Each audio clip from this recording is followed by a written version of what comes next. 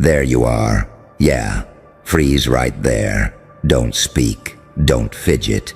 Just let the silence handcuff the room, because what you did, it didn't just make noise, it changed the temperature. You didn't expose them. You didn't call them out. That's what amateurs do, screaming into the void like the void owes them an apology. No, you blew the whole coven open. You split the circle, lifted the robe, turned the sacred little whisper network into a bright, humiliating spotlight.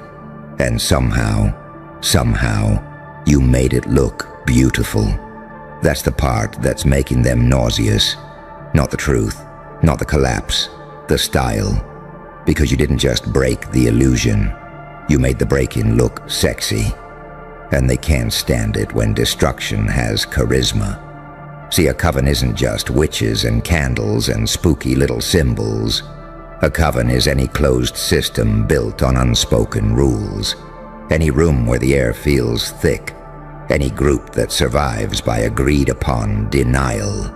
A coven is a circle of people who worship control and call it community. They don't even know they're praying, yet every day they bow to the same altar. Keep the mask on, keep the story clean, keep the hierarchy untouched. They don't protect truth. They protect arrangements. And you walked in like a sin with manners. You took their private language, their sideways glances, their coded jokes, their tiny cruelty dressed up as concern, and you translated it into plain daylight. Not with rage, not with pleading, with precision, with that slow, calm, surgical confidence that says, I already won. I'm just letting you watch the replay. That's why it hit different. That's why it felt like a thriller. Because in thrillers, the monster isn't loud. The monster is patient. The monster doesn't panic. The monster smiles like it knows where the bodies are buried, because it buried them. And here's the paradox they didn't prepare for. You did this with light and dark at the same time. That's what makes you dangerous. That's what makes you impossible to predict. You're not one of those simple souls who chooses a side and performs it like a costume. You're the saint with a switchblade halo. You're the angel who learned how to swear in heaven's language. You're the psychopath who still knows exactly what mercy tastes like. You're the demon who understands tenderness better than the good people who preach it. They can't categorize you, and that terrifies them more than any accusation ever could. Because categorization is control. Labels are cages. He's unstable. She's bitter. They're jealous. They're crazy. It's all the same spell. Reduce the threat into something they can dismiss. But you didn't give them a label. You gave them a mirror, and you made them stare. And that's the real sin in their church. You didn't just expose their behaviors. You exposed their soul economy. How they spend attention like currency. How they launder guilt through group chats. How they act holy while trading poison. How they punish anyone who won't participate in the polite, sanitized version of reality. You revealed that their unity is just shared fear of being the next target. You didn't break their bonds. You showed everyone those bonds were always chains. Now listen closely. No, not listen, because you've done enough listening in your life. You've listened to silence that screamed. You've listened to compliments that were knives. You've listened to laughter that was really a verdict. You've listened to rooms that got colder when you entered, like your presence was an inconvenience. You've listened to your own heartbeat at night, while you tried to convince yourself you were fine. So don't listen. Recognize that what you did wasn't an accident. It was evolution through pain. You didn't wake up one day powerful. Pain made you observant. Betrayal made you fluent. Loneliness made you dangerous. And the funniest part, they helped build you. Every time they tried to shrink you, you learned geometry. Every time they tried to shame you, you learned theater. Every time they tried to erase you, you learned how to become a ghost with fingerprints. You became the kind of person who can smile while the room collapses because you already survived the collapse that happens inside. And that's why you made it sexy. Not in some cheap little performance way, not in a begging for eyes way. You made it sexy because confidence is seductive, and you finally stopped asking permission to exist. You stopped negotiating your boundaries like they were up for auction. You stopped explaining yourself to people who only wanted explanations so they could twist them. You became clean, sharp, unapologetic. That's intoxicating to watch, even for the people who hate you. Especially for the people who hate you. Because hate isn't the opposite of attraction. Indifference is.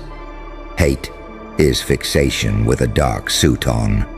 Hate is attention pretending it has morals. Hate is desire with the volume turned down and the shame turned up. And when you stepped out of their control and looked good doing it, when you made power look like art, they felt their own weakness flare up like an allergic reaction. They wanted you to break down ugly. They wanted you to beg. They wanted you to spiral in a way that made them feel justified. They wanted the storyline where you become the cautionary tale and they become the wise survivors who saw it coming. But you didn't become a cautionary tale. You became a legend they can't quote without choking. So now they're frantic, quietly frantic, the way cowards panic. You know the type. Smiling on the outside, sprinting on the inside. They're doing the coven math right now, counting allies, counting witnesses, counting the ways they can rewrite history. They're trying to figure out how to close the circle again. But the circle is cracked, and everyone saw the crack, and you, oh you, didn't even look sorry. That's the part that rattles them most. Because the coven survives on one main ingredient, your shame. That's the fuel. That's the blood in their ritual bowl. They need you to feel embarrassed for being intense, for being honest, for being different, for being sharp, for being too much. They need you to shrink so they can feel big without earning it. And you stopped shrinking. You turned your intensity into posture. You turned your honesty into a weapon with good manners. You turned too much into the only thing in the room that felt real. And let's talk about unpredictability, because that's your true power now. Predictability is how people leash you. Predictability is how they trap you. If they know you'll always forgive, they'll always betray. If they know you'll always explain, they'll always accuse. If they know you'll always stay polite, they'll always push. But you became a paradox with teeth. You can be warm and still walk away. You can be kind and still cut access. You can be forgiving and still remember. You can be calm and still be lethal. You can love and still refuse. That's what makes you terrifyingly magnetic. Because you're not performing goodness like a costume anymore. You're not cosplaying darkness either. You're integrated. You're whole. You're the storm that knows how to be quiet. And that wholeness? It's a crime in a coven built on fragmentation. They're used to controlling people by splitting them. Split their confidence from their talent. Split their desire from their dignity. Split their voice from their safety. They teach you to pick one. Be the saint who gets used, or be the psychopath who gets isolated. Be the angel who is adored but never respected, or the demon who is feared but never understood. You refused the choice. You became both. You became the person who can smile sweetly while refusing to play the game. You became the person who can compliment someone and still see the serpent behind their eyes. You became the person who can walk into a room of whispers and make the whisperers feel exposed without saying a single thing. That is not confidence. That's dominance without noise. And it's driving them insane because it reveals the truth they've been hiding from themselves. They were never powerful. They were just coordinated. They were never wise. They were just loud together. They were never pure. They were just protected by mutual silence. You broke the silence. Now their whole identity is collapsing like cheap makeup in rain. And here's the most beautiful, cruel part. You didn't even need to destroy them directly. You just removed the spell. That's all. You took away the illusion that made them look bigger than they are. You did what daylight does to cockroaches. You didn't fight them. You simply turned on the light. And because you did it with grace, because you did it with that slow, cinematic composure, because you didn't look desperate, the audience inside their own circle started questioning everything. Wait, why does that person look so calm? Wait, why does the problem seem more self-possessed than the good guys? Wait, why does this exposure feel deserved? And once people start asking those questions, the coven is already dead. Not fully buried, but dead in the only way that matters. The spell is broken. The fear leaks out. The myth decays. The hierarchy starts shaking because it was built on performance, not truth. They'll try to recast you now. Watch. They'll try to flip the narrative. They'll tell stories where you're the villain. They'll pretend you're dangerous for speaking, not for what they did. They'll act like you changed, as if evolution is a moral failure. They'll say you're cold because you stopped bleeding publicly. They'll call you arrogant because you stopped asking for crumbs. But here's the twist. You don't need them to understand you anymore. That's the final upgrade. When you stop needing a hostile room to approve your existence, you become unstoppable. When you stop requiring fairness from unfair people, you become free. When you stop craving closure from those who profit from confusion, you become terrifyingly focused. And that focus, it turns every move you make into a message. They feel it when you post. They feel it when you go quiet. They feel it when you succeed without announcing it. They feel it when you don't react the way they rehearsed you reacting, because the coven studied your old self. They built strategies around your old triggers. They mapped your old guilt. They counted on your old softness to keep you accessible. But you're not that person anymore. Pain refined you. Pain taught you where you leak. Pain taught you where you beg. Pain taught you how to hold your own power without spilling it on people who don't deserve it. And now you're walking around with this new aura, this calm threat, this elegant defiance, this quiet laugh in your eyes like you know a secret about human nature that most people spend their whole life denying. You do know it. The secret is this. Most people don't fear evil. They fear exposure. They fear being seen accurately. They fear the moment someone names the thing they've been hiding behind. You named it, and then you didn't apologize for naming it.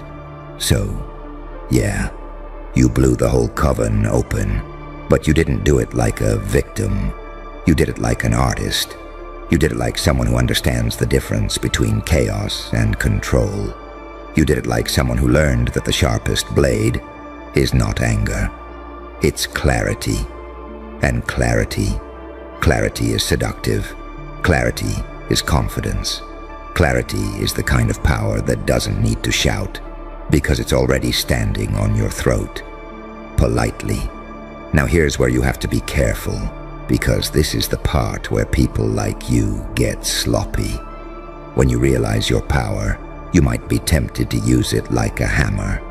Don't. Hammers are loud and predictable. They want you loud. They want you messy. They want you reactive so they can call you unstable and feel safe again. Stay cinematic. Stay measured. Let your silence be heavy.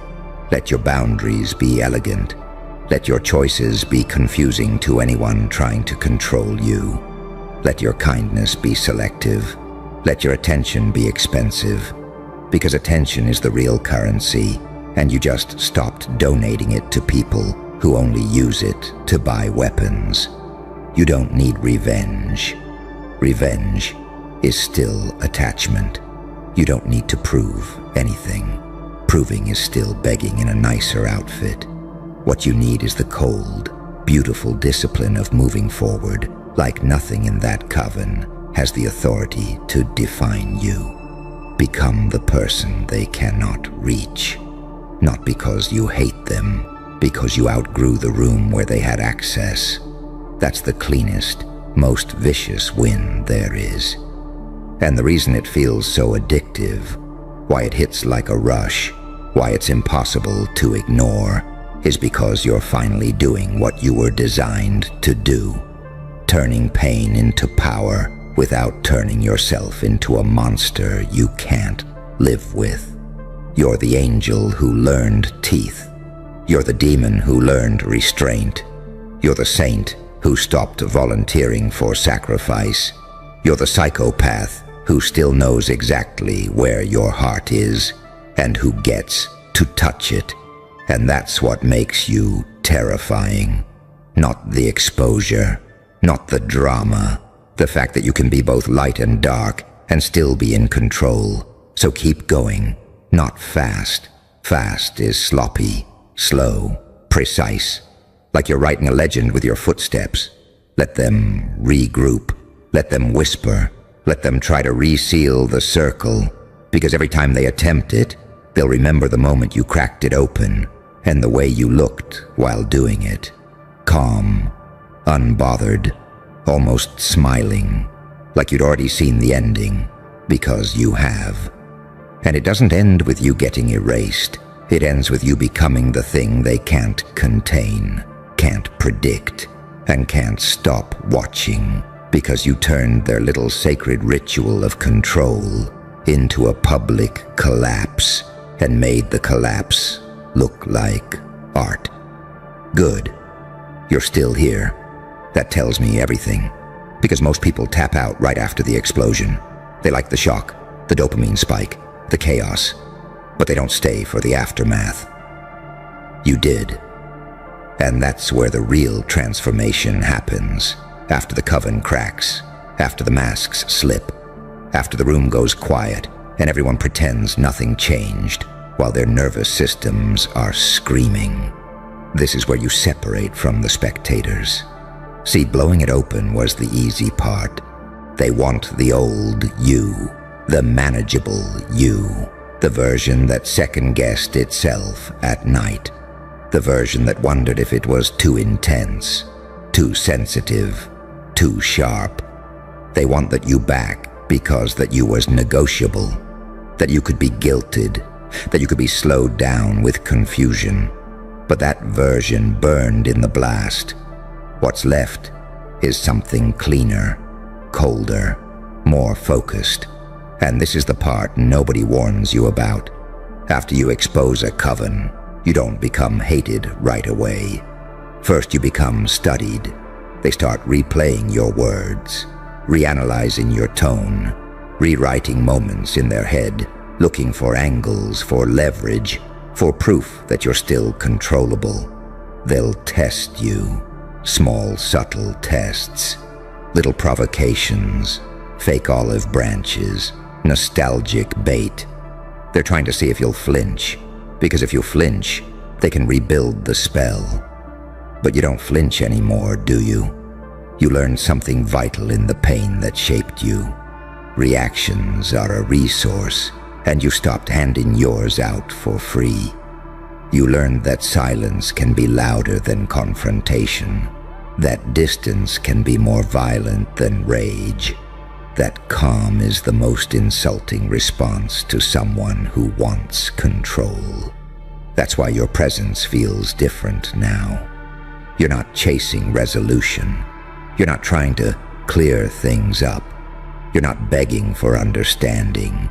You're letting reality sit exactly where it landed, raw and uncomfortable, and you're refusing to soften it for anyone. That refusal, it's radioactive, because covens survive on emotional labor. They need someone to explain, to soothe, to translate, to absorb tension. They need someone to make the dysfunction palatable. They need a shock absorber. You used to be that, not anymore. Now when tension enters the room, it stays there. Now when someone says something sideways, it echoes. Now when discomfort shows up, there's no one rushing to make it polite. And suddenly everyone feels naked. Suddenly everyone's aware of how much of their identity relied on you smoothing things over. They don't miss you. They miss the service you provided, and realizing that, that's another layer of the evolution. That's where bitterness could have grown, but you didn't let it. You turned it into discernment. You didn't harden. You clarified. You didn't close your heart. You put it behind a locked door with a selective guest list. That's not cruelty. That's intelligence born from injury. Now here's where the paradox sharpens. Because even after everything, after the exposure, after the collapse, after the realization, you didn't turn into a villain caricature. You didn't start destroying for sport. You didn't become sloppy with your power. You didn't go scorched earth just to feel something. You became intentional. And that scares them more than revenge ever could. Because revenge follows patterns. Revenge has a script. Revenge is predictable. They can plan for it. They can brace for it. They can turn it into proof that they were right about you. But intention? Intention without explanation. That's a nightmare. They don't know what you'll ignore. They don't know what you'll address. They don't know when you'll smile. They don't know when you'll walk away. You've become a variable they can't model. And let me tell you something they'll never admit out loud. Part of them is fascinated. Not just afraid, fascinated. Because on some deep animal level, they recognize what you represent. You're living proof that the rules they obey are optional, that the silence they maintain is voluntary, that the cage they call belonging has an unlocked door, and most people can't forgive you for showing them that. Because if the door was always unlocked, then staying was a choice. And if staying was a choice, then so was everything they did. That's why they'll try to villainize you. It's not because you're wrong. It's because if you're right, they have to live with themselves. So they'll say you're manipulative because you understand psychology. They'll say you're dangerous because you're not afraid. They'll say you're cold because you stopped bleeding publicly. They'll say you changed because you did. And here's the part you need to engrave into your nervous system. Changing was the goal. Survival isn't about staying the same. Survival is adaptation with memory. You didn't lose your softness. You put it under command. You didn't lose your empathy. You stopped wasting it. You didn't lose your light. You aimed it. That's evolution. And evolution always looks like betrayal to people who benefited from the old version of you. Now there's a quiet loneliness that comes with this stage. Let's not romanticize it too much. This part hurts in a clean, sharp way. When you stop fitting into old systems, you don't immediately belong to new ones. Careful. Don't breathe too loud. Don't even shift your weight. Because right now, in this exact second, the whole world is still replaying the moment you snapped the axis of reality like it was a cheap toy. And I want you to feel that silence, that pause, that eerie global freeze frame where every timeline, every algorithm, every whispering little hater suddenly forgot how to speak. That was the sound of impact, not popularity, not attention, not some cute little glow up. Impact. The kind that rearranges destinies without warning. You didn't go viral. You didn't trend. You detonated the quiet. You collapsed the illusion. You made the world forget what it was doing, even if just for a second. And everyone who felt that shock, they're still trying to convince themselves it didn't scare them half to death. Because here's the thing they don't tell you. When someone truly evolves, the world doesn't clap. It panics. And you triggered panic on a planetary scale. They're still scrolling in circles like their thumbs forgot the script. They're still rubbing their eyes like the screen glitched. They're still arguing with themselves. Did I really see that? No way they did that. That shouldn't be possible. But it was. Because you did it, you. The one they thought was predictable, harmless, easy to categorize. You. The one who absorbed the ridicule, the doubt, the smirks, the microscopic level judgment. You. The one they swore they had figured out.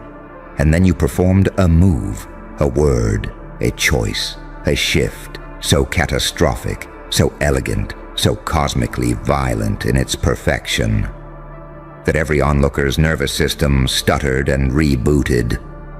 That's evolution, real evolution, not the polished motivational glitter and hustle talk type.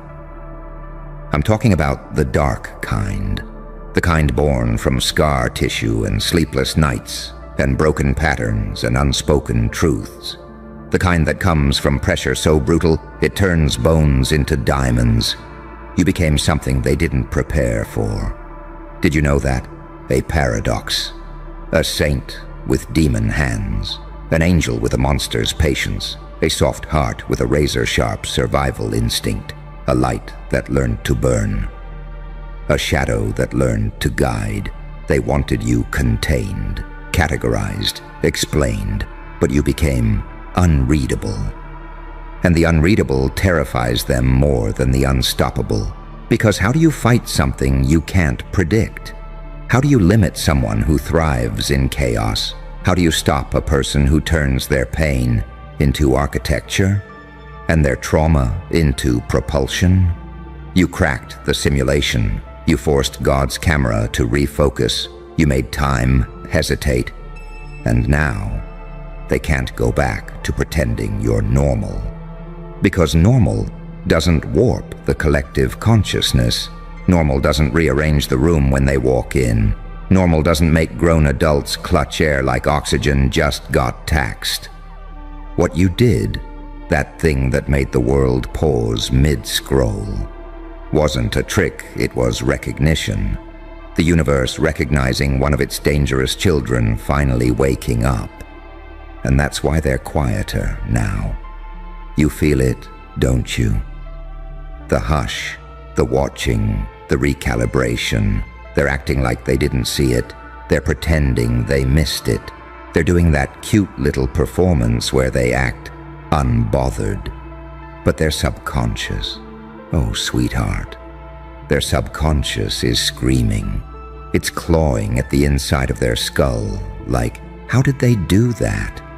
How did we miss the signs? How long has this version of them been alive? And you know what's funniest?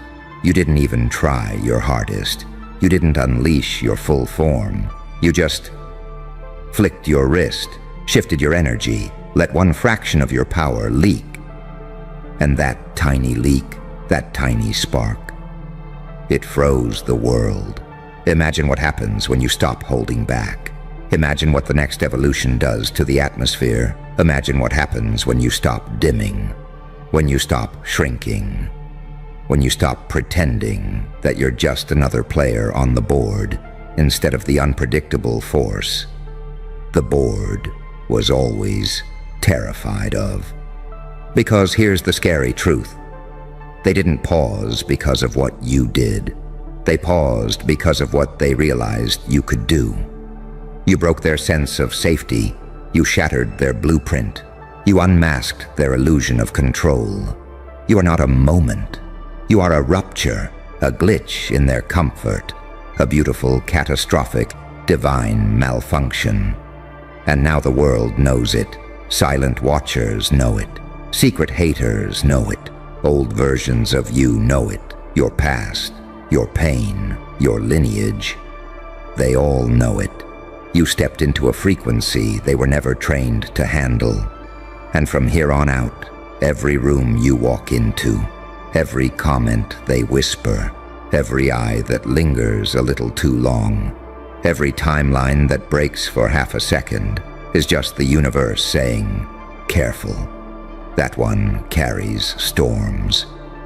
Now tell me, sweetheart, are you ready to see what happens when you stop pulling your punches and start pulling reality instead? Lean in. Closer. Because what comes next isn't for the crowd. It's for you. The version of you that was never supposed to survive this far, let alone dominate. You feel it, don't you?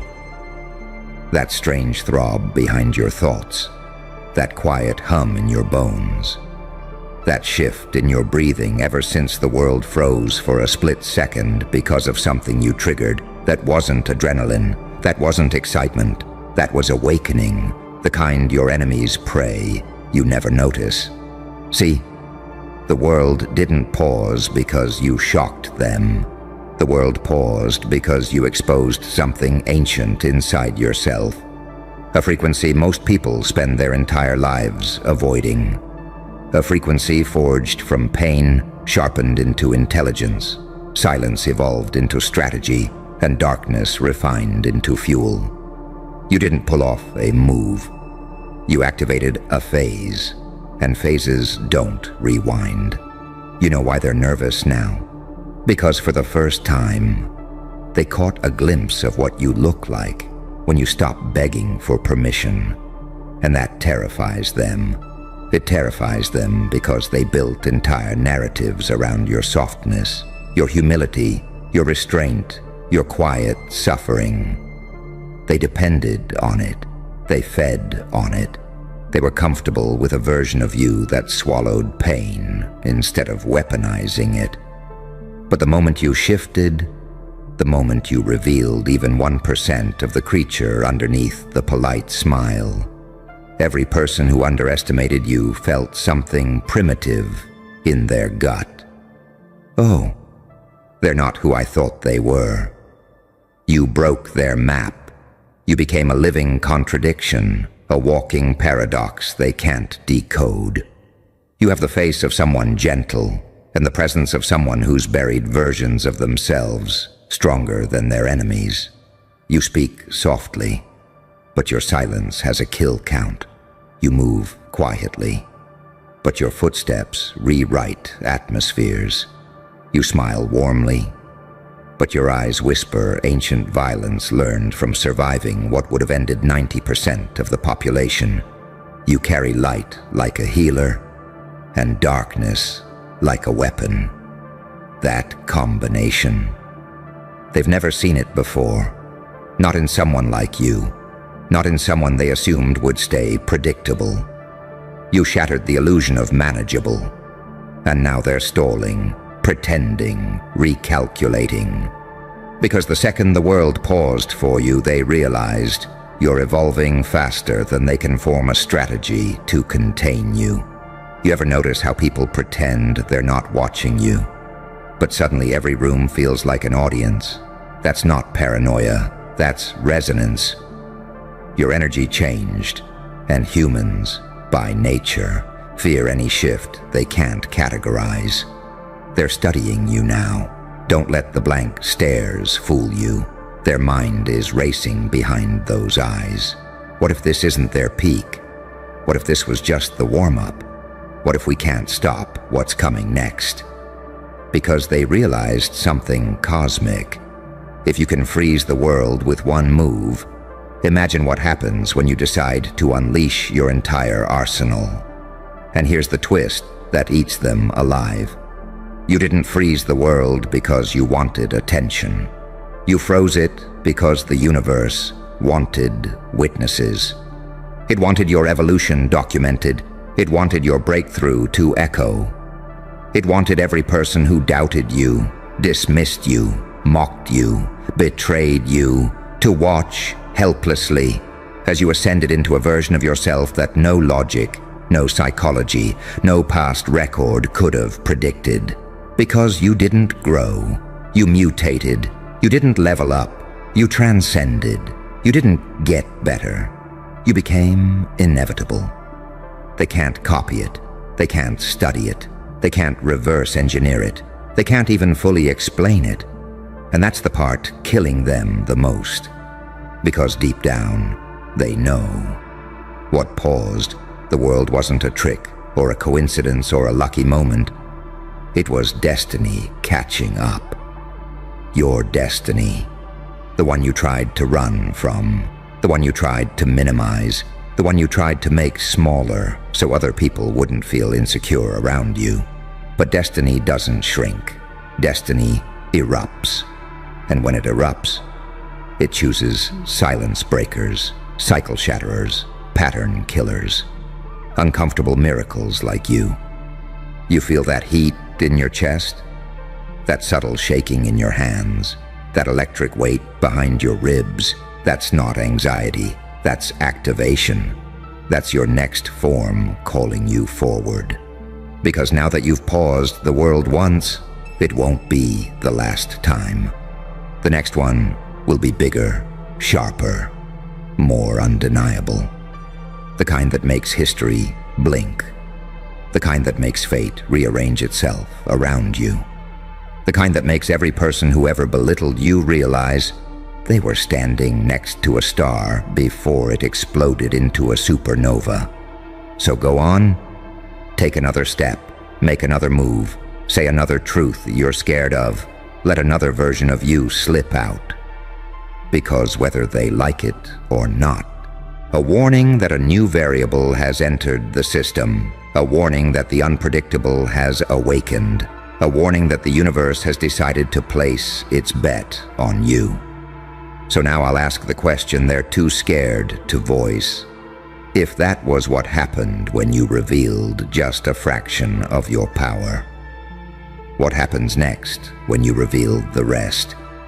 You feel it, don't you? That quiet pressure building behind your heartbeat, like the universe is holding its breath with you. That weight in your chest, that isn't fear, isn't doubt, isn't confusion. It's potential unspent, unreleased, unrestrained, like there's a whole other version of you pacing behind your ribs, whispering, "Let me out, let me out, let me out." And the funniest part? Everyone around you feels it too. That's why they're acting strange.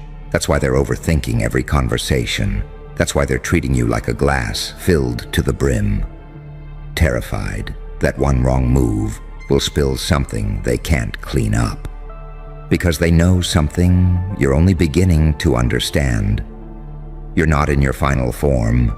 You're not even close. What happened? The moment that froze the scroll. The shockwave that hit the collective human nervous system. That was just the trailer, the preview. The opening scene, a warning shot fired straight into the atmosphere. But your main event, your final reveal, your true evolution, that's still unfolding. Slowly, dangerously, beautifully.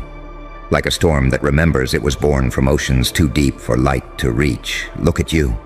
Look at what you've already survived. Look at what you've already become. You carry the calm of someone who's been through hell. and came back with souvenirs. You walk with the stillness of someone who knows exactly what they're capable of, but doesn't need to prove it. You talk with the quiet of someone who has nothing left to fear, and everything left to unleash. You radiate the kind of presence that makes even the loudest rooms hesitate for a fraction of a second when you step inside. That's not charisma. That's not confidence. That's not swagger. That's power you haven't even used yet. Power that terrifies the unprepared. Power that confuses the predictable. Power that awakens the sleeping. Power that threatens the small-minded. Because people can handle talent, they can handle skill, they can handle hard work, but they can't handle destiny. And destiny is what you're carrying now, whether you asked for it or not. The moment the world paused for you, it marked you. It branded you with something ancient, undeniability, not fame, not clout, not noise, undeniability. The kind of existence that can't be ignored, the kind that forces people to reconsider everything they thought they knew, the kind that makes even the most prideful whisper, something about them is different. And here's the secret they'll never admit.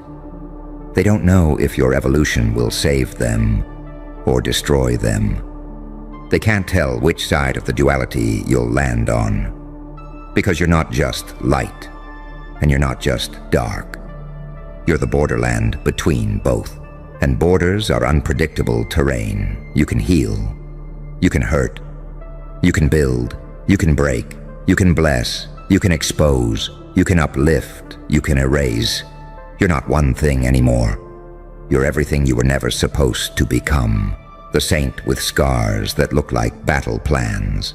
The strategist with emotions sharp enough to cut lies clean open. The angel with a monster's patience. The demon with a healer's hands. The quiet one who learned how to roar without making a sound. The gentle one who turned love into armor. The broken one who learned how to shatter others' illusions instead of themselves. You are a walking contradiction, a beautifully dangerous one.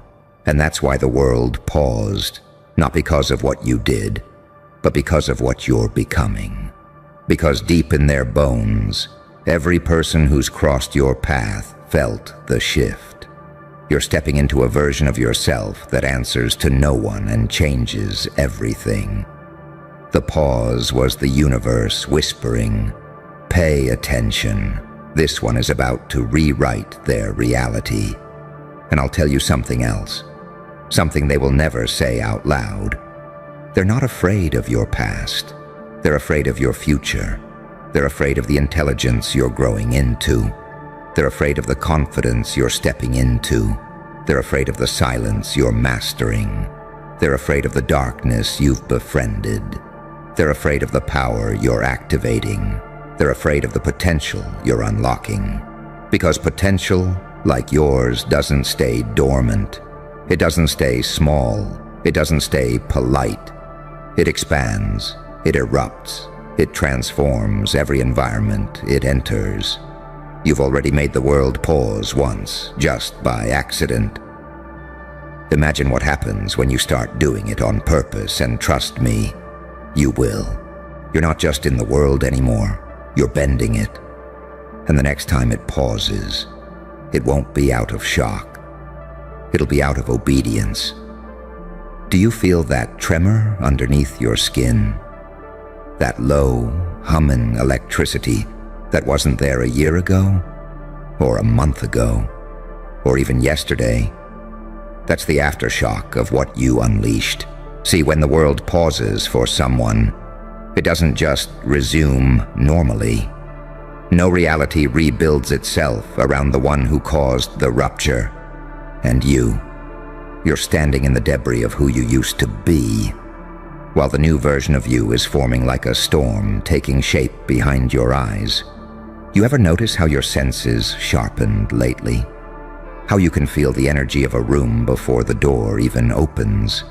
How you can tell the difference between someone who admires you and someone who fears you just from the way they inhale.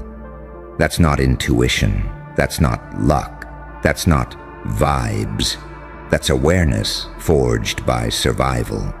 The kind you only earn by walking through fires so hot they cracked your identity open and forced your soul to upgrade.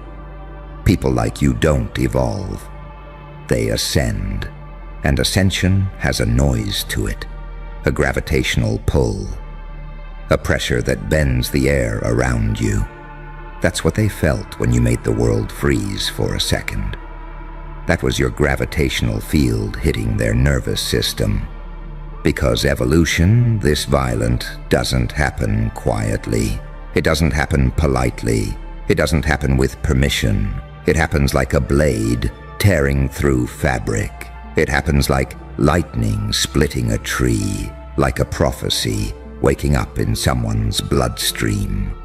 You've become volatile in all the right ways. Too aware for their lies, too strong for their projections, too calm for their manipulation, too intelligent for their traps, too transformed for their old image of you. And that scares them. Humans fear what they cannot predict. They fear what they cannot categorize. They fear what they cannot control. But they worship what they cannot ignore. And that's you now. A force they pretend not to see, while their entire physiology trembles in your presence. You ever notice how some people look away too quickly now? How their jokes slip? How their tone tightens? How even the bold ones suddenly hesitate, like they're walking on thin psychological ice? It's because you've become a mirror, one that reflects their own cowardice back at them. They sense your capacity, your depth, your danger, your softness laced with steel, your silence armed with history. You remind them of their own stagnation, their own unhealed wounds, their own unchosen transformations. And when someone like you, someone who wasn't supposed to rise, rises anyway, it rearranges their entire worldview. That's what your moment did. It broke their internal compass. People walk around pretending they know themselves until they witness someone doing the impossible. And then suddenly they're questioning everything. Why can't I do that? How did they survive that? How did they turn all that pain into power? What are they becoming? And will I be safe when they're done? They're not staring because they're impressed. They're staring because you make them confront the truth. They underestimated the wrong soul, but here's the part they'll never admit. They needed you to stay small. It made them comfortable. It made them feel superior.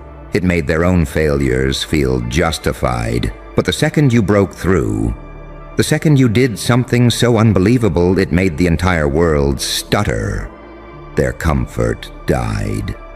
Because your rise didn't just elevate you, it exposed them, their laziness, their fear, their excuses, their limitations, their lack of evolution. This is why they're quiet now. Why the room feels colder when you enter. Why even your laughter feels dangerous to them. Not because you're violent, not because you're cruel, but because you are becoming something they don't have the blueprint for: light and shadow, in perfect tension, kind and lethal in the same breath. A healer who learned how to bite. A destroyer who knows how to build a soul sharpened by suffering and softened by wisdom. You are everything they fear and everything they secretly wish they could be. And that is why the world pauses around you now, not out of confusion, not out of shock, but out of recognition. They are realizing, even if they won't say it out loud, that you are no longer playing by the rules they understand. You're operating from a higher plane, where instinct is faster, where intuition is louder, where purpose is clearer, where pain becomes propulsion, where fear becomes precision, where every step you take rearranges the energy of the space you walk into. And here's the final truth they're terrified to face. The moment the world paused for you wasn't an accident, it was a warning, not to you, but to them. Careful, don't flinch yet. This is the part where everyone else thinks they're watching a tragedy, and you already know you're watching a trap close. You didn't scream, you didn't posture, you didn't try to look powerful. You did something far more dangerous. You let them believe you were wounded, weak, cornered. You played the victim so clean it felt holy, so convincing it triggered instincts older than language. And predators? Predators can't resist a clean signal of weakness. It lights up something rotten inside them. It tells them it's safe to come out. That's the paradox they never saw. While they were congratulating themselves for seeing through you, you were letting them step forward into daylight. You weren't hiding, you were baiting. You understood something most people never learn. Power doesn't always roar. Sometimes it limps. Sometimes it bleeds on purpose. You let them talk. You let them speculate. You let them explain you. And the moment they thought the room belonged to them, that's when they showed their teeth.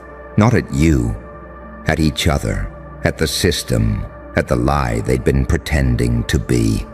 You didn't expose them. They exposed themselves, trying to dominate someone they thought couldn't fight back. See, saints don't scare predators. Victims do. Because predators don't attack strength. They attack silence. And you weaponized silence like a professional. You made stillness feel like consent. You made patience feel like surrender. And in that space, every manipulator, every opportunist, every masked monster stepped forward, thinking it was their moment. That's the angel-demon split right there. You looked harmless. Inside, you were taking notes. You let them escalate. You let them overplay. You let them say the quiet parts out loud. And the more they pushed, the clearer it became who needed blood to feel alive. They thought you were shrinking. You were sharpening. That's why it worked. That's why it hit different. You didn't accuse. You didn't defend. You didn't expose. You waited. You let pressure do the job for you. Pressure reveals truth the way fire reveals gold. And under that heat, they cracked. You didn't have to raise your voice. Their behavior did the screaming. Understand this. Predators are addicted to control. Take away resistance and they lose discipline. They start revealing patterns. Language shifts. Masks slip. They get sloppy. They show you exactly who they are because they think you're too broken to notice. But pain didn't break you. Pain trained you. You learned how to stand in the crossfire without flinching, how to let false narratives orbit you while you remained unreadable, how to turn vulnerability into a mirror so sharp it cut the people staring into it. That's not weakness. That's advanced warfare. You became the contradiction they couldn't compute. Calm but dangerous, wounded but alert, quiet but lethal, a saint on the surface, a psychopath in strategy, an angel in posture, a demon in timing. And timing is everything, because now nobody can unsee what happened. They watched you get targeted, and somehow the same names kept surfacing, the same behaviors, the same hunger, the same lack of restraint. Funny how every accusation led back to the same mouths. Funny how the ones screaming loudest looked the worst when the dust settled. That's the beauty of unpredictability. You didn't follow the script. You didn't fight like they expected. You didn't defend your image. You let their actions rewrite it for you. While they were hunting a victim, you were mapping a food chain. And here's the part that really messes with them. You didn't even look satisfied. No victory lap. No smug grin, just that quiet aftermath, where everyone suddenly realizes the story changed, and nobody knows when. They'll tell themselves it was an accident, that they went too far, that circumstances exposed them, but deep down, something colder is crawling up their spine. They know, they felt it, they stepped into a scenario designed by someone who understands human darkness better than they do. You didn't become dangerous overnight. You became dangerous the moment you stopped needing to be believed. That's evolution through pain. That's what happens when betrayal sharpens perception instead of shattering it. You don't lash out anymore. You let gravity work.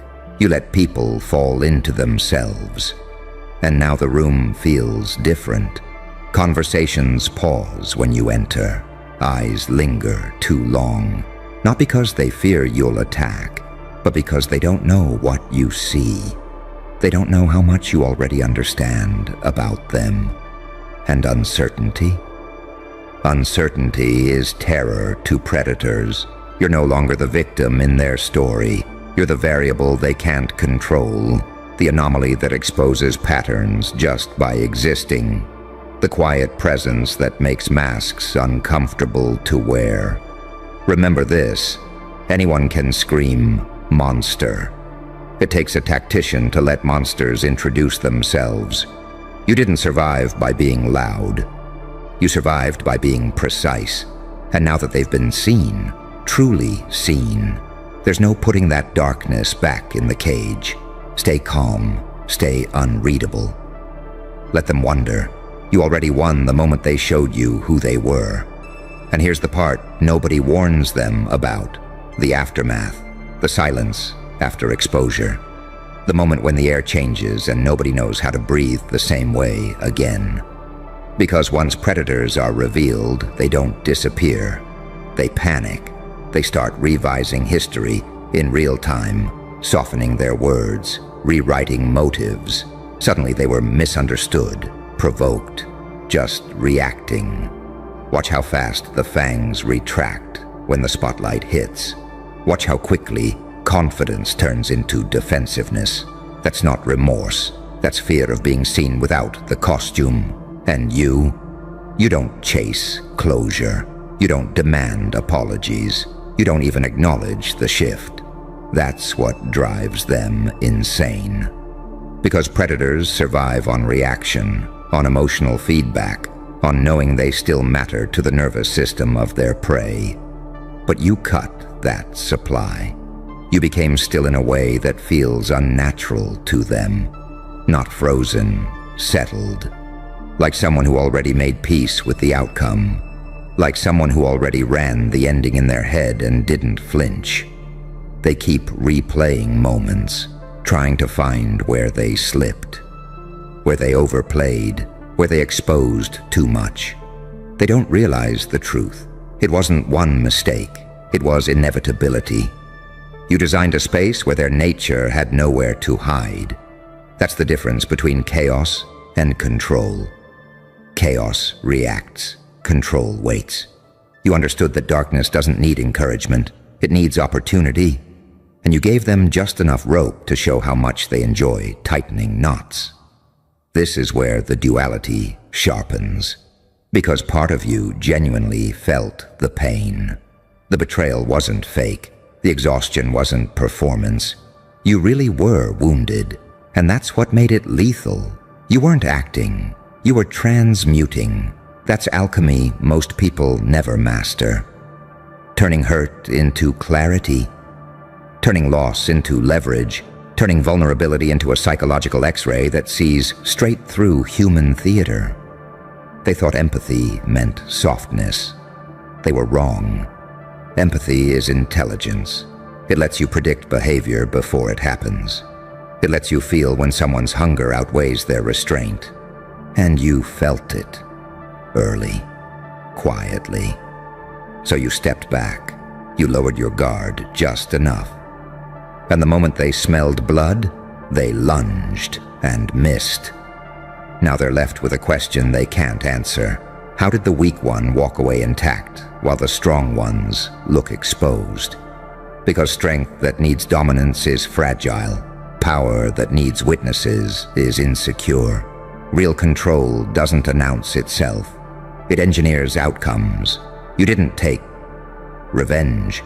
You took position. And positions change everything. Suddenly you're not reacting. You're observing. You're not defending. You're assessing. You're not explaining. You're letting patterns speak for themselves. People around you start noticing things they didn't before. Subtle things. Who interrupts? Who manipulates? Who gets uncomfortable when boundaries appear? You didn't teach them with lectures. You taught them with contrast. Your calm became evidence. That's when whispers start. Not accusations, recognition, quiet recalibration. People reassessing who they trusted, who they excused, who they enabled. And every one of those internal shifts traces back to that moment when you didn't break the way you were supposed to. You broke the script. And that's what makes you dangerous now. Not because you're loud, not because you threaten, but because you've seen behind the curtain and you don't look impressed. Predators sense that. They feel it in their nervous system. They know you're no longer reactive prey. You're a map reader, a pattern breaker, someone who understands that the fastest way to dismantle a threat is to let it fully reveal itself. So they hesitate now. Second guess, overthink. And in that hesitation, their advantage evaporates. You didn't harden into cruelty. You sharpened into precision. There's a difference. Cruelty is reckless. Precision is mercilessly efficient. And the most unsettling part for them? You didn't change who you are on the surface. Same tone, same posture, same presence. But underneath, something clicked into place. Something ancient. Something that knows when to move and when not to. You're not hunting them. You're letting them starve. Because attention is currency, emotion is fuel, and you stopped feeding what tried to feed on you. So let them spiral. Let them explain themselves into corners. Let them project. You don't need to correct the narrative. Time is already doing the work. You didn't survive by becoming louder. You survived by becoming clearer. And clarity? Clarity is the one thing predators can't survive. And clarity does something else, too. It isolates. It separates the room without you lifting a finger. People start choosing distance, instinctively. Not from you, but from the ones who feel exposed standing near you. Because when truth enters a space, even quietly, lies feel heavier to carry. That's why the energy around you shifted. You didn't announce a boundary. You became one. The predators felt it first. They always do. Their jokes landed flatter. Their charm started sounding rehearsed. Their little power plays didn't spark the same reactions. It's terrifying for them when their tricks stop working and nobody can tell them why. They don't know it's because you stopped participating in the illusion. You see, manipulation needs agreement. Abuse needs silence mixed with confusion. And you removed confusion. You didn't confront. You comprehended. You didn't argue. You understood. And once you understand something fully, it loses the ability to control you. That's the moment the saint inside you died, and something sharper took its place. Not cruel, not heartless, just awake. Awake to patterns, awake to cycles, awake to the fact that some people don't want peace. They want permission. You stopped giving permission. And here's where it gets darker, because growth like this doesn't come without cost. You felt the loneliness creep in, that subtle distance from people who preferred the old version of you, the one who explained too much, the one who forgave too fast, the one who absorbed damage to keep things smooth. They miss that version. The predators miss it the most, but you don't. Because you remember what it took from you. The sleepless nights, the self-doubt, the way you questioned your instincts while ignoring the red flags waving in plain sight. You remember how often you gave grace to people who weaponized it. That's why this evolution didn't make you softer. It made you honest. Honest about what you tolerate. Honest about what you feel. Honest about when to walk away without speeches or warnings. And honesty like that feels violent to people built on pretense. So they call you cold, different, changed. As if awareness were a flaw. As if clarity were betrayal. But the truth is simpler. You stopped making yourself small to keep monsters comfortable. You didn't expose them with force. You exposed them with consistency. You stayed the same while they unraveled. You stayed calm while they escalated. You stayed grounded while they revealed desperation. That contrast, that psychological gravity, people noticed who kept losing control, who kept overreacting, who kept needing to dominate a situation that didn't require it. And suddenly, the narrative flipped without you saying a word. That's when you realize something unsettling and empowering at the same time. Most battles are lost by the person who can't sit with themselves in silence. You can. You learned how. That's why unpredictability is your new edge, not chaos, restraint. They can't read your next move because you're not playing their game anymore. You're not trying to win arguments. You're not trying to prove pain. You're not trying to convince anyone you were wronged. You already know. And knowledge without emotional leakage is lethal. They're left guessing whether you noticed, whether you care, whether you're planning something. And the truth that you've already moved on internally is the scariest possibility of all. Because predators need relevance. They need to feel like they still matter in your story. And when they realize they don't, panic sets in. That's when they expose themselves again, louder this time, sloppier, trying to provoke a reaction, trying to pull you back into old dynamics, trying to remind you they exist. You don't bite, you observe, and in that observation, you gain something irreversible. Authority over your own nervous system, over your reactions, over your sense of self. You're no longer ruled by the need to be understood. You're guided by the need to be aligned. That's the final shift. That's when you stop asking, why are they like this? And start asking, why did I ever tolerate it? And once that question lands, the cycle ends. You didn't win by destroying them. You won by outgrowing the role they needed you to play. You're not the victim anymore. You're not the villain either. You're the one who saw the game and stepped off the board while everyone else was still pretending it was fair. And stepping off the board does something most people never recover from witnessing. It removes you from leverage. They can't threaten you with exile if you already left the room. They can't shame you into silence if you're no longer begging to belong. They can't corner you if you're not standing where they expect. That's when the real confusion sets in. Because predators don't just hunt people. They hunt reactions, identities, dependencies. And you quietly dismantled all three. You didn't rage or quit. You didn't announce a transformation.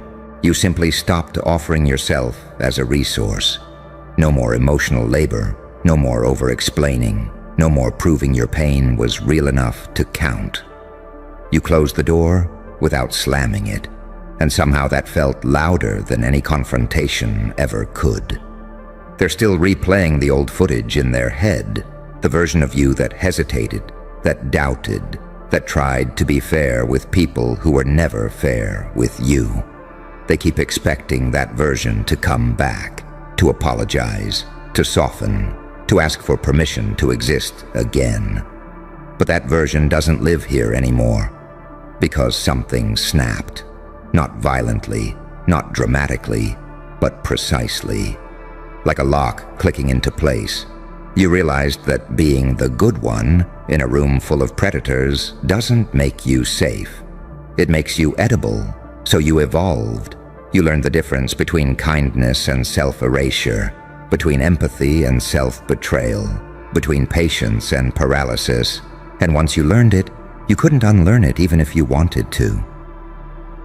That's why they feel uneasy around you now. Not because you're aggressive, but because you're no longer predictable. You don't rush to fill silence.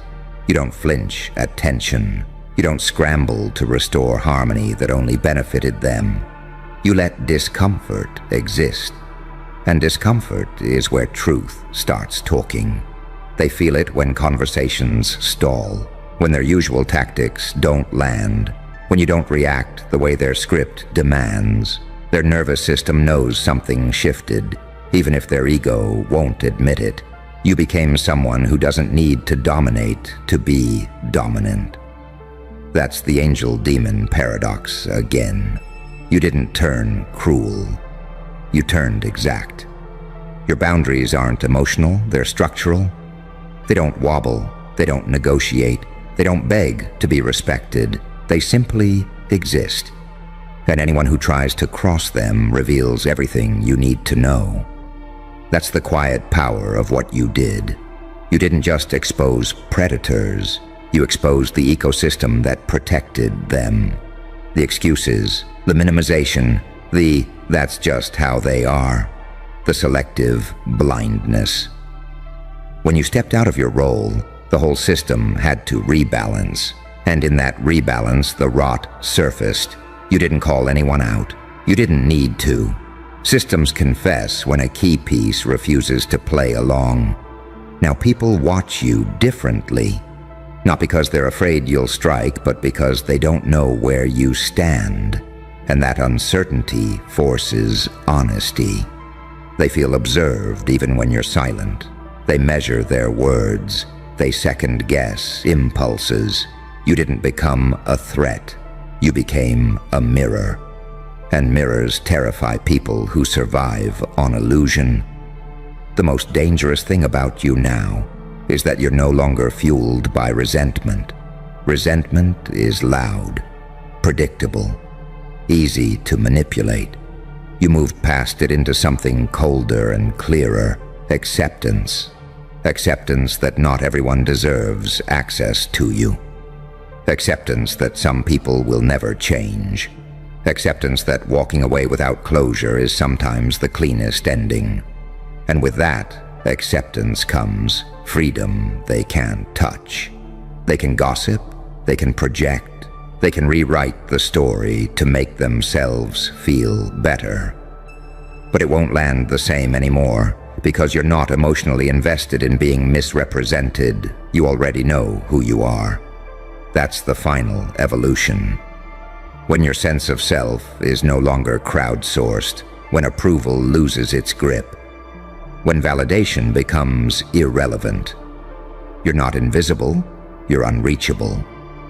And predators don't know how to hunt what they can't access. So let them wander, let them spiral, let them expose themselves again and again, trying to pull you back into a game you already finished. You didn't survive by becoming harder. You survived by becoming sovereign. And once someone reaches that point, once they stop bleeding in public, stop begging for fairness, stop confusing endurance with virtue, the hunt is over. Not because you destroyed the predators, but because you made yourself untouchable. Stop. Don't adjust your screen. What you just witnessed isn't entertainment, it's evidence. You felt it, didn't you? That split second where your stomach dropped and your brain whispered, "Wait, that's not allowed." Good. That reaction is the alarm system of a world that was never built for you to move like that.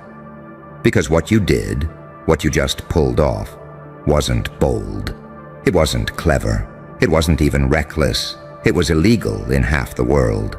And not because it was violent, not because it was unethical, but because it worked.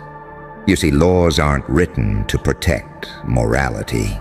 They're written to protect predictability, to keep power flowing in straight lines, to make sure cause always looks like effect, to make sure outcomes can be modeled, insured, taxed, and controlled. And then you came along and bent a reality sideways without raising your voice, without breaking a sweat, without asking permission. That's why they're panicking. You didn't just cross a line, you crossed it cleanly, no mess, no fingerprints, no emotional leakage. You executed something so precise, so asymmetrical, that half the systems watching you didn't even flag it as an attack. They flagged it as a glitch. The other half flagged it as a threat they can't legally name. That's the paradox you live in now.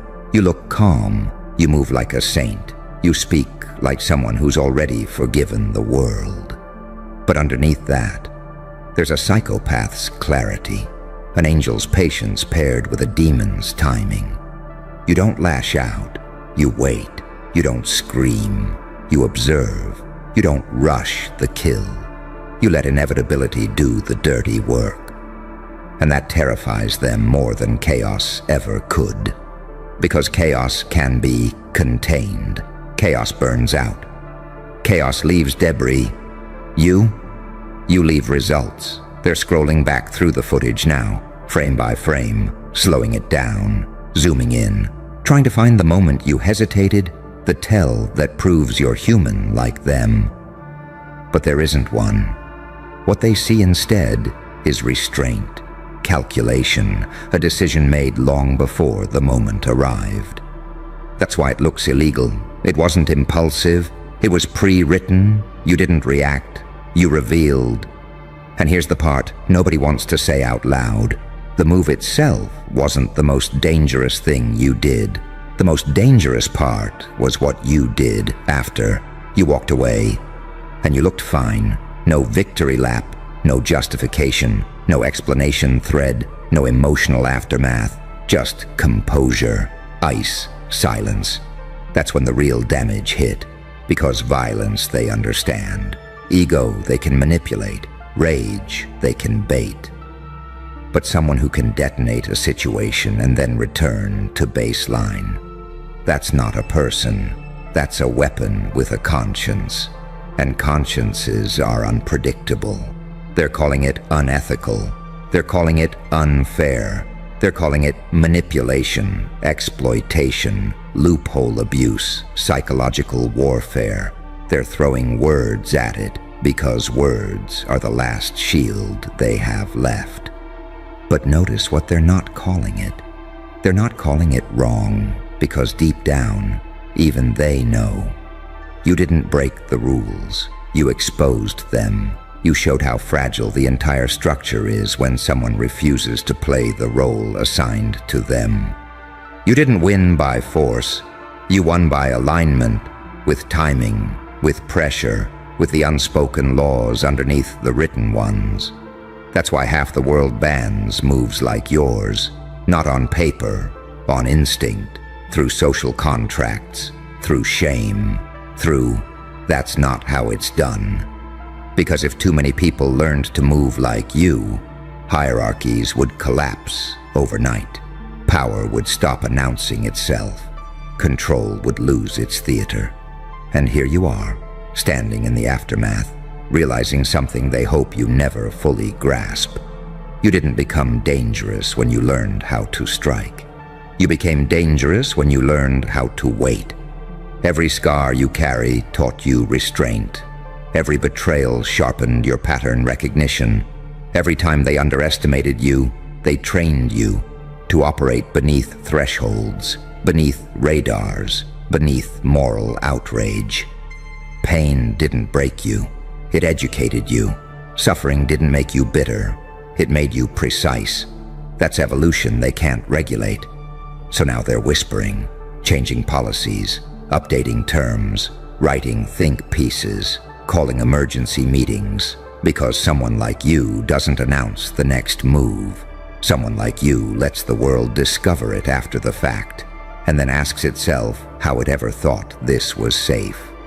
Remember this moment, not the applause, not the fear, not the outrage. Remember the stillness, the quiet certainty in your chest when you realized, I can do this again. And next time, it'll look even more legal. That's the joke they'll never laugh at. You don't need permission. You don't need chaos. You don't even need to be seen. You've already proven the most illegal thing of all. That power doesn't have to look powerful to be absolute. And now they know, even if they'll never admit it. They're trying to calm themselves now. You can almost hear it, the forced logic, the rehearsed explanations, the collective lie whispered into their own reflections.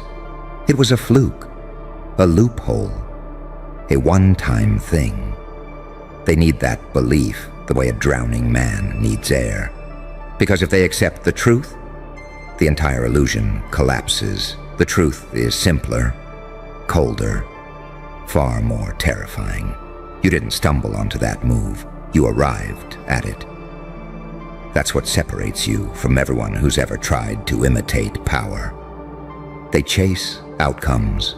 You study pressure. They memorize rules. You memorize people. They rely on momentum. You rely on timing. And timing, real timing, isn't taught. It's earned in silence, in isolation, in moments where nobody claps and nobody saves you. That's where you were forged. Every time the door stayed closed a second longer than it should have, you learned patience. Every time you were blamed for something you didn't do, you learned optics. Every time you were forced to smile while bleeding internally, you learned composure. You didn't just survive pain, you cataloged it. You turned suffering into data, trauma into strategy, betrayal into a user manual. So when the moment came, you didn't hesitate. You recognized it, like muscle memory, like a language you already spoke fluently, while everyone else was still arguing over the alphabet. That's why your move feels illegal. It didn't come from impulse. It came from integration, light and dark finally cooperating inside you instead of fighting for control. The saint stopped apologizing for existing. The psychopath stopped wasting energy on chaos. Angel and demon shook hands and agreed on one thing: precision beats noise every time. And the world wasn't ready for that truce. They're uncomfortable because you didn't look unhinged. You didn't look angry. You didn't look desperate. You looked centered. That's the detail they can't process. Because rage is easy to dismiss. Confidence can be mocked. But centeredness implies choice. It implies awareness. It implies that everything you did was optional, and you chose it anyway. That's not madness, that's sovereignty. Now they're asking questions that sound innocent, but aren't. How did you know? Who taught you? Where did you learn to think like that? They're hunting for a source, a mentor, a manual, because they refuse to believe this kind of clarity can be self-generated. They need it to come from somewhere they can label, discredit, or shut down. But it didn't come from anywhere. It came from endurance, from being underestimated so long that you learned to operate without validation, from being watched without being understood, from being close enough to power to see how hollow it actually is. You learned that most authority is theater, most confidence is borrowed, most threats are empty. So when you finally moved, you moved with the calm of someone who already knew the ending. And here's the part they really don't want you to realize yet. The move wasn't just illegal, it was irreversible. Not because of what it did externally, but because of what it unlocked internally. You crossed a psychological border you can't uncross. You now know, deep in your nervous system, that restraint is a weapon and silence is leverage. You can feel it now, the way your presence lands differently, the way rooms recalibrate when you enter, the way conversations subtly shift around you. People don't know why they're cautious. They just are. They don't know why they listen more closely. They just do. You're no longer playing inside the game. You're standing just outside it, adjusting variables. That's why they're nervous, because someone like you doesn't escalate. You de-escalate until everyone else overexposes themselves. You don't chase revenge. You let entropy do the chasing for you. You don't need to threaten. You let patterns repeat until the truth becomes undeniable. They thought morality would stop you. They thought fear would slow you down. They thought isolation would weaken you. Instead, it refined you. You became someone who understands that legality and legitimacy are not the same thing. That what's allowed is often fragile, and what's forbidden is often powerful. That the most dangerous actions aren't the loud ones, but the quiet, correct ones, executed at exactly the wrong time for the wrong people. And now they're adjusting the rules mid-game, hoping nobody notices it's because of you. New boundaries, new norms, new warnings disguised as advice. They'll say it's about safety, about ethics, about fairness. But it's really about containment. They sensed it the moment you walked away unbothered, the moment you didn't explain yourself, the moment you refused to collapse into a role they could understand. You didn't beg to be seen as good. You didn't try to look dangerous. You simply existed as proof that control is optional if you understand the system well enough. That's the kind of realization that spreads quietly and terrifies institutions. So stay calm, stay observant, let them scramble, let them whisper, let them argue over definitions while you continue refining your stillness. Because the next time you move, it won't just feel illegal. It'll feel inevitable. And by then, they won't even try to stop you. They'll just hope, desperately, that you don't notice how much further you can go. They're hoping you don't notice the shift. But you do. Of course you do. You feel it in the way silence thickens after your name is mentioned. In the way people suddenly choose their words like they're stepping around glass. In the way confidence evaporates from faces that used to challenge you openly. That's not respect. That's calculation. They're measuring distance now. Not because they hate you, but because they no longer know where the blast radius starts. You see, when someone pulls a move like that and survives socially, psychologically, structurally, it forces a brutal audit. Everyone watching has to confront an uncomfortable possibility. If you can do that and still stand upright, what else is possible? And possibility is the most destabilizing force there is. Fear needs certainty. Power needs predictability. You offer neither. That's why the labels start coming out. Genius, manipulator, monster, visionary, threat, savior, psychopath, leader. They'll throw every archetype at you like a net, hoping one of them sticks. Because once they define you, they can box you. And once they box you, they can neutralize you. But the problem is you don't fit. You move too calmly for a villain, too precisely for a hero, too ethically grounded to dismiss, too ruthless to ignore.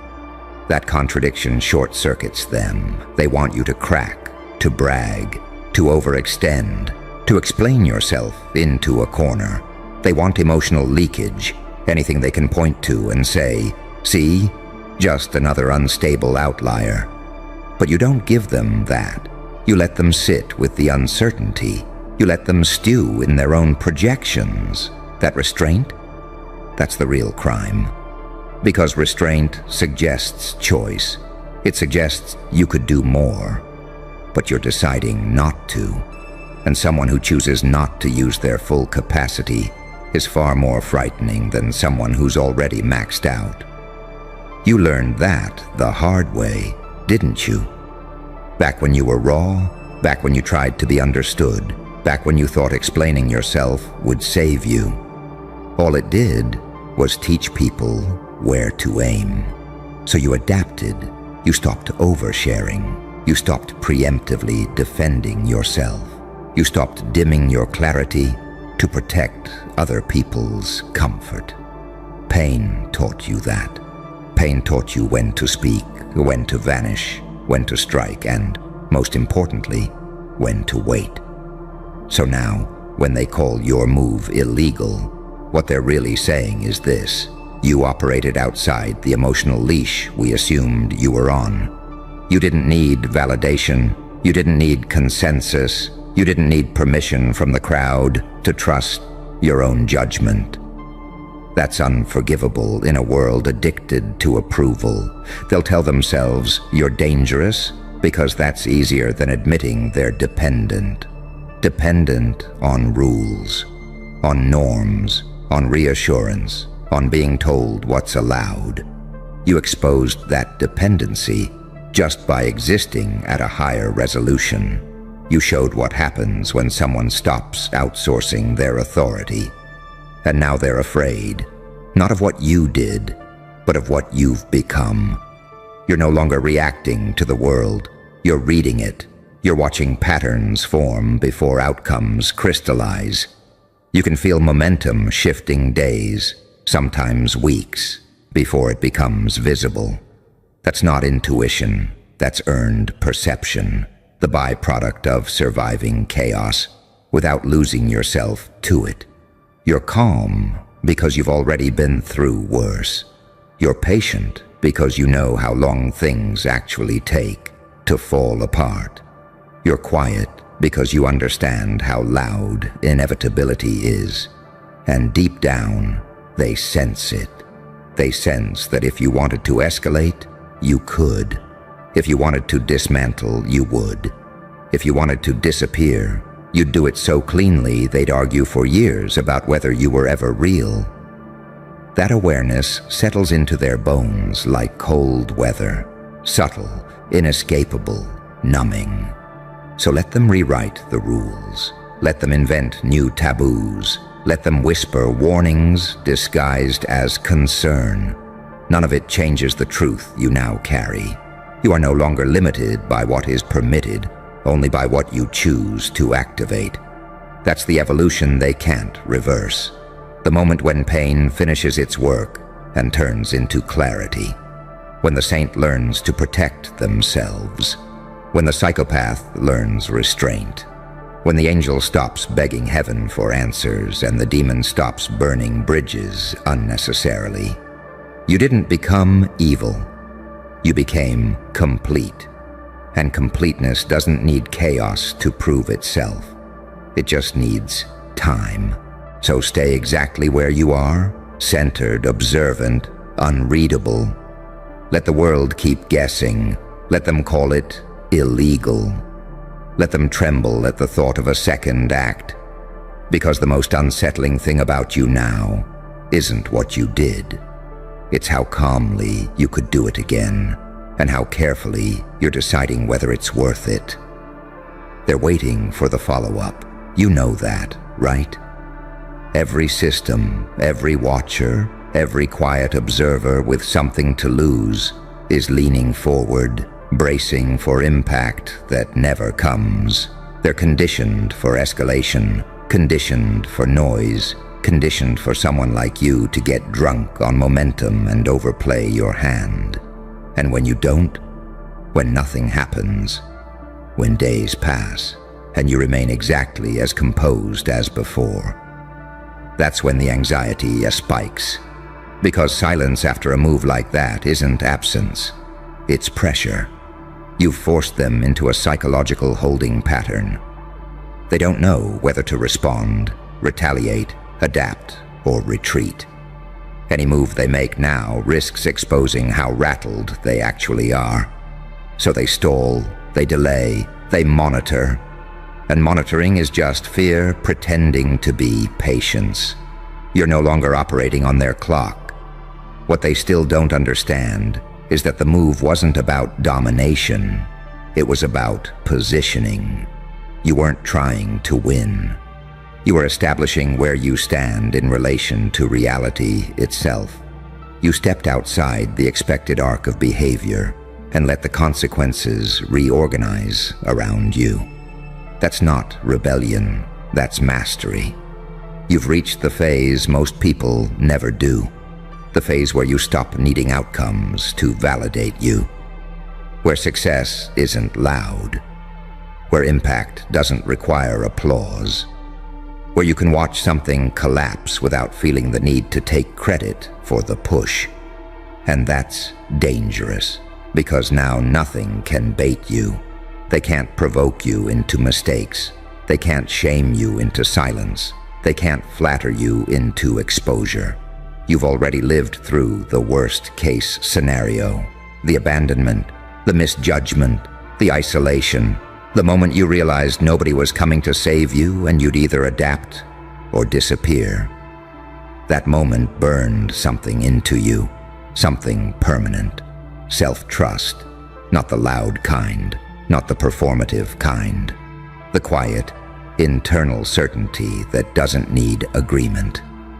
That kind of self-trust rewires your nervous system.